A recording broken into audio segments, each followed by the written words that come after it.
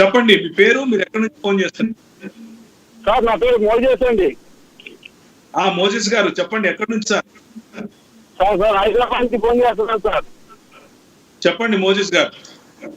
Praise గారు sir, మీకు మా సాంబశివరావు గారికి ప్రవీణ్ గారికి వందనాలయ్యా. వందనాలండి, చెప్పండి. అయ్యా నా ప్రశ్న ఏంటంటే అయ్యా, ఇప్పుడు యేసు వారు మన కోసం చనిపోయాడు. ప్రపంచవ్యాప్తంగా ప్రజల కోసం రథాన్ని సృష్టించి అతని శిలువ మీద మరణింపజేస్తాను, అప్పుడే ప్రపంచ మానవాళి యొక్క పాపాలు పోతాయని పాత నిబంధన గ్రంథంలో లేదండి. ఎవరు చెప్పారు? అది ఎందుకు లేదు, ఎందుకు రాయబడలేదు? కూడా నువ్వు నీ పేరు యాక్టర్ రాజు, నువ్వు మోజేసు కాదు. అబద్ధాలు చెప్పకుండా నిజాలు చెప్పు, ధైర్యంగా ముందుకు రా, చెప్పాలనా అని చెప్పు.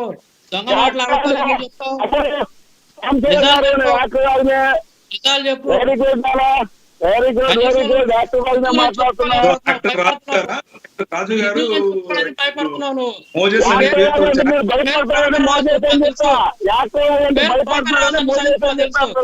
ధైర్యంగా మాట్లాడు, నిజం చెప్పు.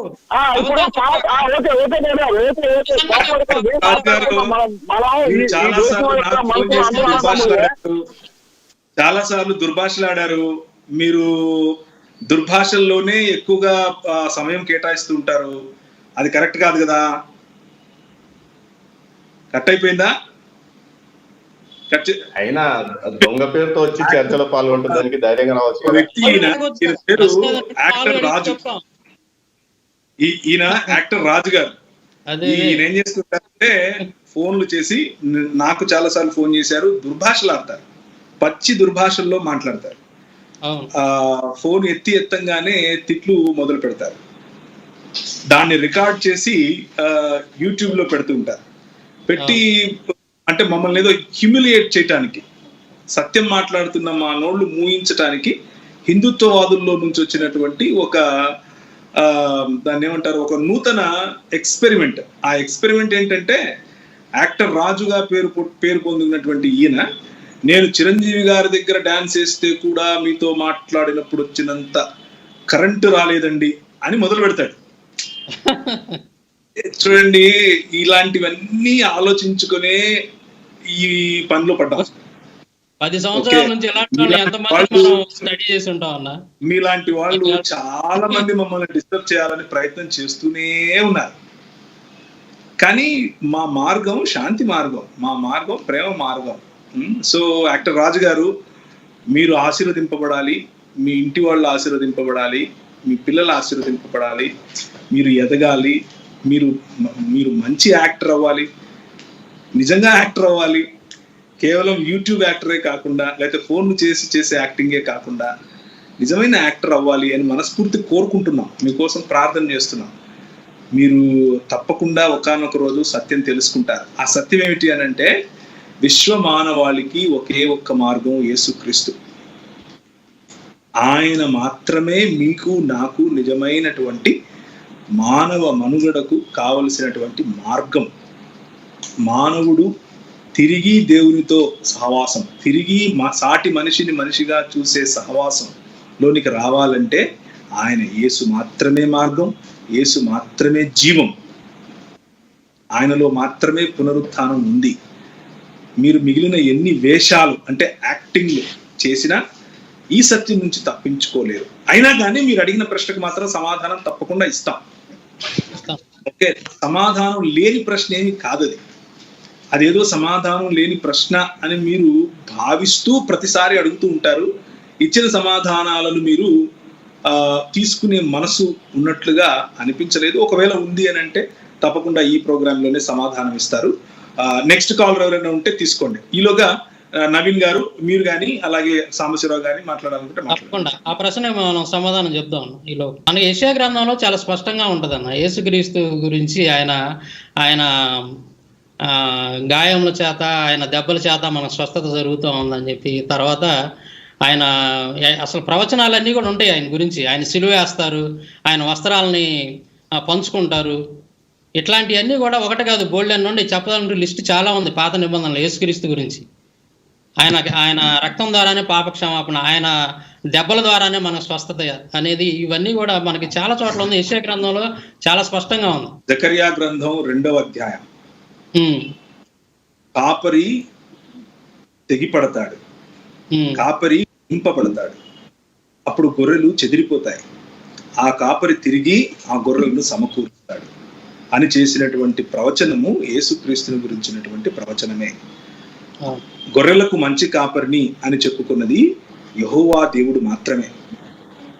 ఆ మాటలు తనను తాను నేను మంచి కాపరిని అని తనను తాను యెహోవాతో పోల్చుకున్నది యేసుక్రీస్తు మాత్రమే.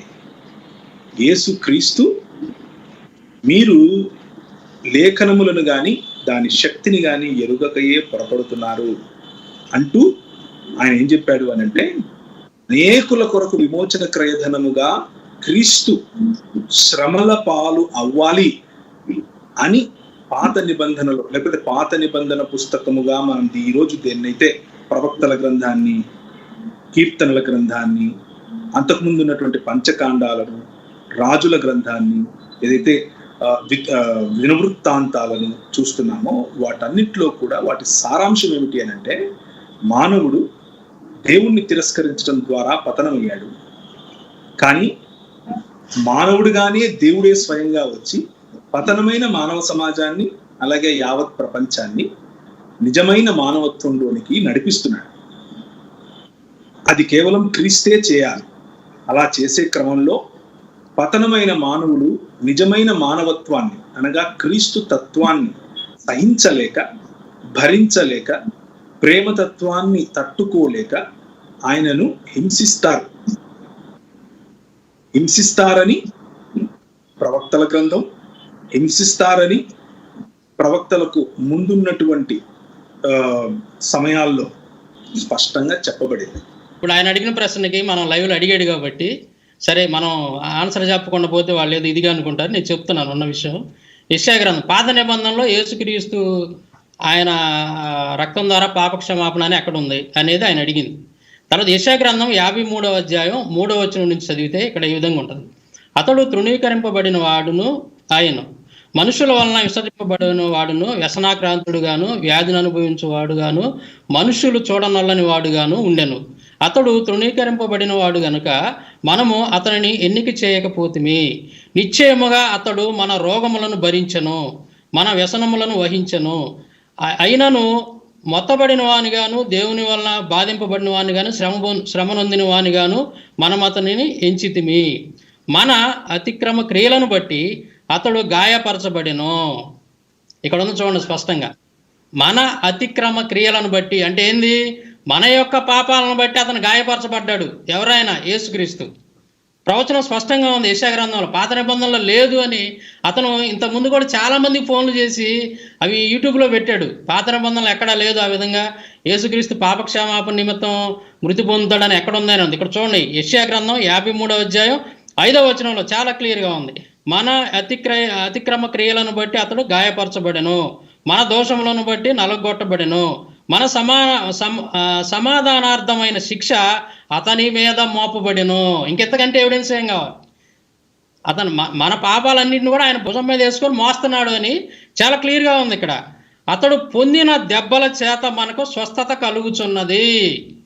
ఇది ఆయన అంటే అతను పొందినటువంటి దెబ్బల చేత మనకి స్వస్థత కలుగుతుంది. అంటే అతను ఏదైతే శిక్ష అనుభవించాడో దాని ద్వారా మన పాపానికి క్షమాపణ అనేది కలుగుతుంది అని యెషయా గ్రంథం 53వ అధ్యాయంలో యేసుక్రీస్తు గురించి ప్రవచనం ఉంది. ఇంకా బోల్డ్ అయిన చోట్ల ఉంది ఆయన గురించి. ఒక ఎగ్జాంపుల్ నేను చెప్పింది, పాత నిబంధనలో అడుగడుగున యేసుక్రీస్తు గురించి ఉంది. యేసుక్రీస్తు ఉన్నాడు అడుగడుగున, ఆయన గురించి వ్రాయబడి ఉంది. కానీ మతోన్మాద కళ్ళద్దాలు పెట్టుకొని చూస్తే కనపడడు ఆయన. ఇవి కనపడవు. మతోన్మాద కళ్ళద్దాలు తీసి చూస్తే చదివితే అప్పుడు క్లియర్గా అర్థమవుద్ది పాత నిబంధనలో యేసుక్రీస్తు గురించి ఎక్కడ ఉంది ఏంది అని.